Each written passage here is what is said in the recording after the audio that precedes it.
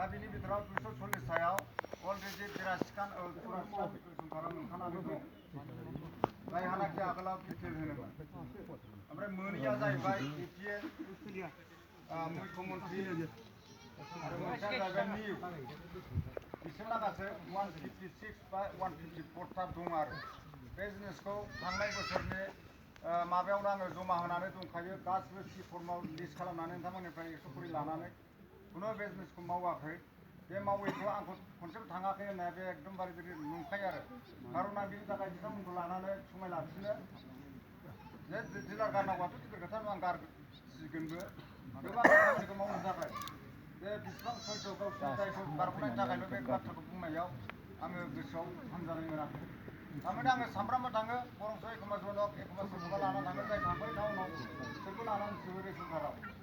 दा दिनैसिमबो बुंनायावनो दं बे हजोंनो एकदम बोनथुमनानै खाथुमनानै दं with ration card plus C form सोरनाबा नामा मिलायाखैबा बेखौ लिरस्लायलायनानै होदों बिदि खालामलायदों सोरबा सोरबा बे दङ आरो बेखौ दाख्लैसो नै थांनाय आङो सप्ता खनसेनि आगोल थांनानै बुंबाय आं एनआरसियाव गोग्लैदों गसाइगाव नोंसोरखौ अननानै दामाबाथ' नोङो एनआरसि आं जैजों जोबगोन बिनिफ्राय फै दानिया एनआरसि जोबनायखौथ' आं नेनो हाया बे मेडिकेल सार्टिफिकेट मोनहां जाहां समाव आरो दा आङो थांबावलायबाय थाङोब्ला नोङो गासिबो होलांदो होननानै आंनिखौ गासिबो लिरनानै लाखानाय दं गासै 240 थाखौ खिन्थु बे रोखोमनिखौ आङो माबालायबाय आरो आच्चा दे नोंनि फन नाम्बाराव इसिबां होननानै फन नाम्बार लाखाबाय फन नाम्बार लानायनि उनाव बियो दानिया नोंखौ फन खालामसै नों जों फन खालामबानो फैनांगौ जेबो आंनो होनाङा आं थाफानाङा बाव कार्ड नाम्बार गासिबो बसायखानाय गासिबो संख्या बे आगोलाव जे जिनिसा सेलेक्सन जादों बे जिनिसा दंखायो आरो अन्थ'दयानिखौबो नायनो हाबाय नैबाव अन्थ'दया दहाय दोनानो 64 जनल' सरि 66 नङाबाव नायफिनजागोन दाबो नायफिननाङा नङा समबायाथ' माइरंखौ हरा इलेक्ट्रना हरै सौरो नालाय आरो दा बेखौ अननानै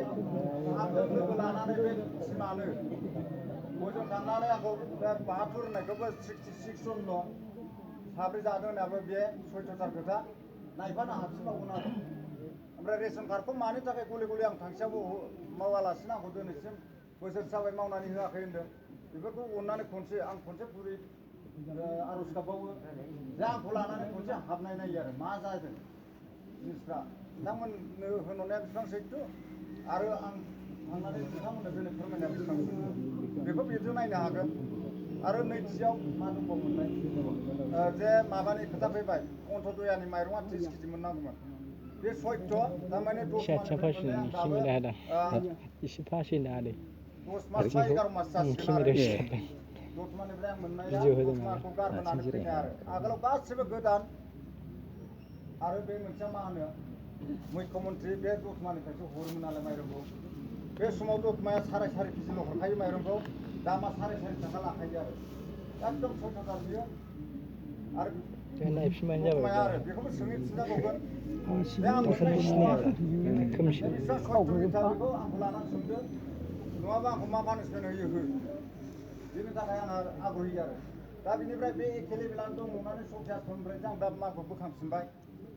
दतमानिफ्राय दाननानै बाव लाबोफिनबाय खिन्थु बे एखे रेटजोंनो आं लाफ्लांबाय थादों आरो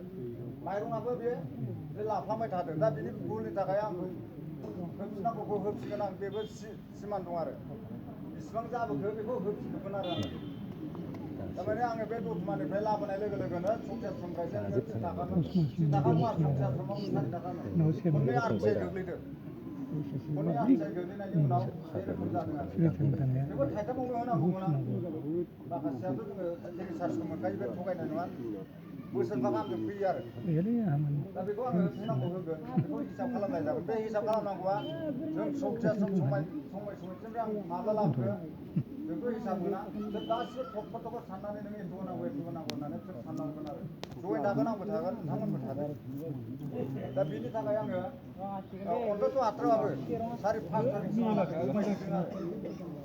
आरो आंखौथ' जेला सिफायनांगौ सिफायदो बेनि थाखाय आं खुनु बुंनांगौ गैला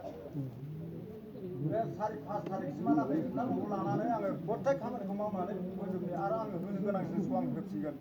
बेखौ आं सिमान लाखाबाय आंनो अननानै बे 5 तारिखसिमहालागै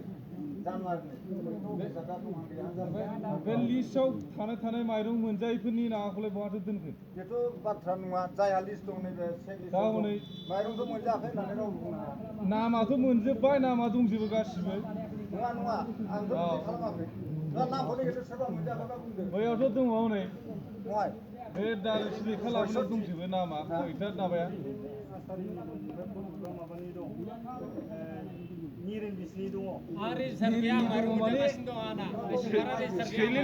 सैलिनि नामाव नेरेन बिसिनि फट' सिथाबनाय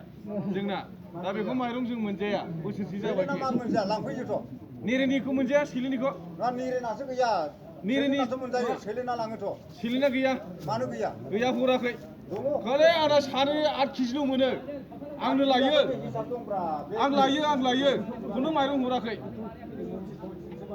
8 केजि जोंना साब्रैनि 8 केजि सानैनि 8 केजिल' मोनो जोङो ओमफ्राय आङो सैलिनि नामाव नेरेन बिसिनि फट' दङ नामा ओमफ्राय बे माबा जाबाय दैज्लांसे बारबोबायनो बोसोरसेयानो जाबाय आं बे माइरं मोनजायैया आं सैलिनि नामाव आं माइरं लायोमोन नालाय सैलिनि नामा दङ नोंसिना बे गैला होननानै आंनो माइरंखौ हरा जोंना सल'जों दं माइरंआ सानैल' मोनो आं नांगौलै नायदो नोङो गथ'आ सैलिनि नामा सैलिनि गथ'आ जोंनि बे नेरेन बिसिनि जाहैबाय मा जानांगौ बियो दाख्लैहाय फट' खेबनायाव लांफैबाय रेजिस्टार गैया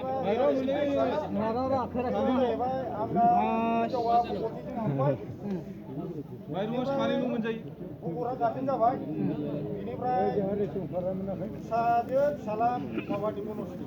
बेबो बोरै हाबदेरखो एप्लिकेसन गांसेयाव होनाया माइरं होनो हायैखौ उनाव होफिननांगौ होगोन होनबायबा आंथ' नांगौ गाबोन होनांगौ बे लेखाया हा दं दङ जोंनाव माबायाव सारन जाबाय आइनि नामावमोन बे सानजा बेखौथ' ब्लकआव नायबो गैयाना मायाव साब्लकसो नायबाय जेबो गैया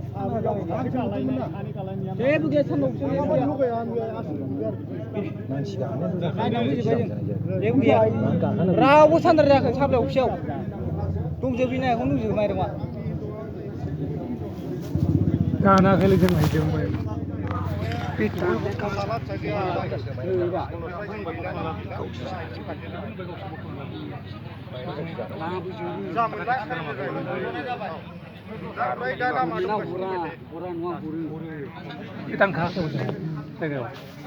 थांखायाखैबा